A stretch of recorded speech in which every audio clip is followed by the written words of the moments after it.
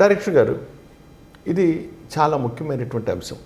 దూర విద్యా కేంద్రం అనగానే ఒకప్పుడు మధురై కామరాజ్ యూనివర్సిటీ అని ఇట్లా కొన్ని ప్రాచీన విశ్వవిద్యాలయాలు, అంటే విశ్వవిద్యాలయాల పేర్లు చెప్పను కానీ నేను మరికొన్నిటిని మరి ఆయా అధ్యయన కేంద్రాల్లో కానీ దూర విద్యా కేంద్రాల్లో కానీ కొన్ని అక్రమాలకు తెరలేపటం కారణంగా పరీక్షలు అనేవి ఒక తంతుగా మారి విద్యార్థులకి అవి కేవలం సర్టిఫికెట్లు ప్రదానం చేసేటువంటి కేంద్రాలుగా మారిపోయినటువంటి ఒక ఫిర్యాదు ఉంది.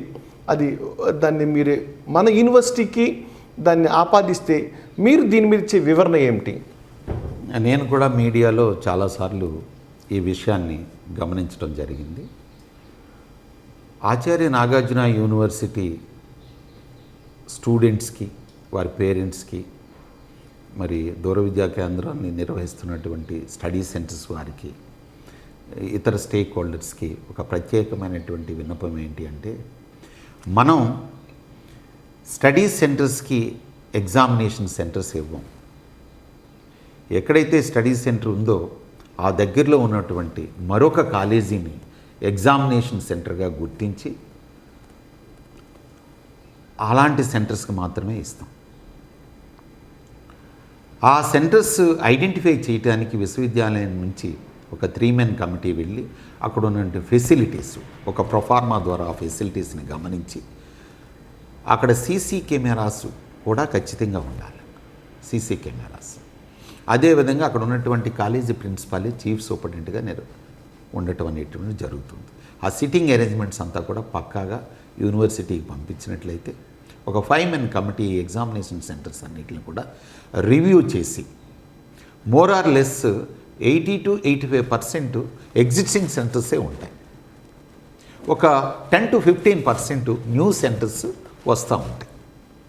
ఏదైనా మీరు ఎక్స్పెక్ట్ చేసినట్టుగా ఎక్కడైనా మాల్ ప్రాక్టీస్ జరిగినా, మరొకటి జరిగినా ఇమీడియట్గా యూనివర్సిటీ దృష్టికి వస్తే అక్కడ ఒక సిస్టమేటిక్ ప్రొసీజర్ దాన్ని ఐడెంటిఫై చేసి మరి అలాంటి సెంటర్స్ని రిమూవ్ చేసి, రిజెక్ట్ చేసి మళ్ళీ కొత్త సెంటర్స్ని ఇన్వైట్ చేయడం జరుగుతుంది.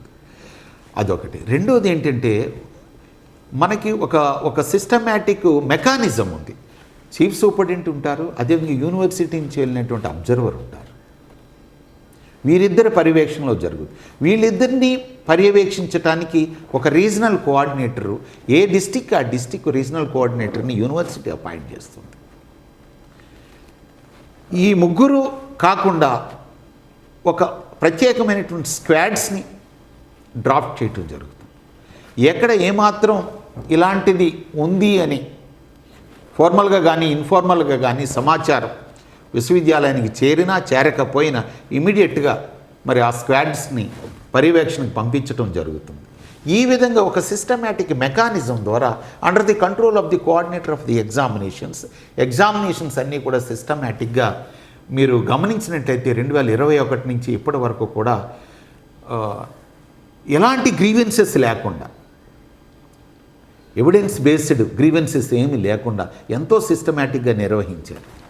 మరి ఈ క్రెడిట్ కేవలం సిడిఈలో దూర విద్యా కేంద్రం డైరెక్టర్ ఎగ్జామినేషన్స్ కోఆర్డినేటర్ కాకుండా ఇక్కడి నుంచి వెళ్ళినటువంటి అబ్జర్వర్స్, ఇక్కడి నుంచి వెళ్ళిన రీజనల్ కోఆర్డినేటర్స్, ఇక్కడి నుంచి వెళ్ళిన స్పెషల్ స్క్వాడ్ బృందాలు, వీరందరూ కూడా మరి ఎంతో కష్టపడి వారు ఆ కార్యక్రమాన్ని నిర్వర్తించారు.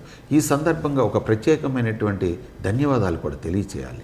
ప్రత్యేకించి దూర విద్యా కేంద్రం కూడా న్యాక్ అంటే డ్యూయల్ మోడ్ యూనివర్సిటీగా న్యాక్కి వెళ్ళటం జరిగింది.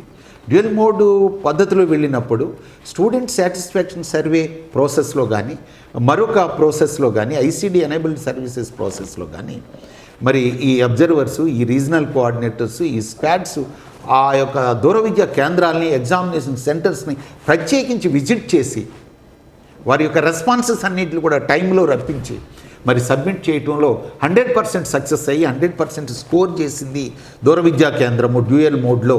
The first university in Andhra Pradesh dual మోడ్లో వెళ్ళి మరి ఎంతో సక్సెస్ అయిందని చెప్పడానికి మరి చాలా సంతోషాన్ని వ్యక్తం చేస్తూ ఉన్నాం. ఇది ఆ స్టాఫ్ అందరికీ కూడా ఆ క్రెడిట్ దక్కుతుంది. ఇంత మోటివేషన్ చేసినటువంటి విశ్వవిద్యాలయ అధికారులు మరి ఆచార్య రాజశేఖర్ గారికి, మరి రిజిస్ట్రార్కి, అదేవిధంగా రెక్టార్ గారికి, మిగతా అధికారులందరికీ కూడా మరి ఐక్యూఎస్సి డైరెక్టర్ సంధ్యా కోల్ గారికి, గోపీకృష్ణ గారికి మరి ప్రత్యేకమైనటువంటి ధన్యవాదాలు. ఇక్కడ మా దగ్గర ఉన్నటువంటి అకాడమిక్ కౌన్సిలర్స్ ఎవరైతే ఉన్నారో 10 మెంబర్స్, వారందరూ కూడా మరి డే అండ్ నైట్ వర్క్ చేసి ఆ దిశగా డ్యూయల్ మోడ్లో భాగస్వాములు అయ్యి 100% స్కోర్ చేయడానికి వారు 100% కమిటెడ్గా వర్క్ చేసినందుకు ఈ మరి ధర్మపీఠం ద్వారా వారికి ప్రత్యేకమైనటువంటి ధన్యవాదాలు తెలియజేస్తున్నాను.